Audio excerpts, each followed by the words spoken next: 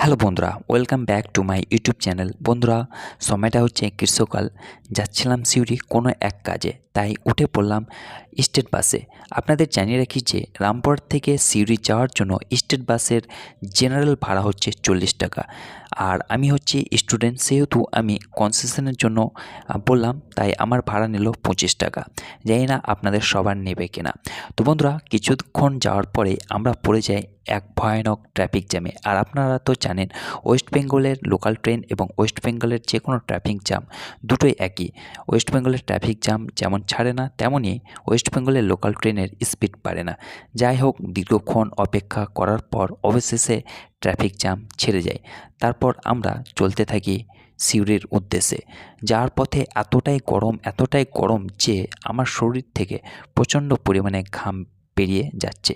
কিন্তু আমার শরীরের ঘাম বা মুখের ঘাম মোছার জন্য আমার কাছে না ছিল একটি টিস্যু পেপার, না ছিল একটি রুমাল।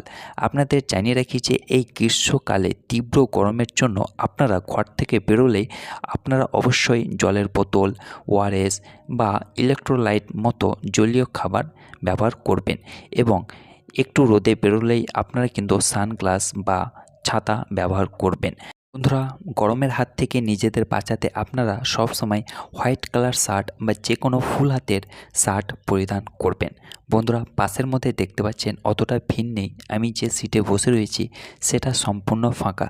আমার পাশের ব্যক্তি দেখতে পাচ্ছেন প্রচণ্ড পরিমাণে জল পান করছেন।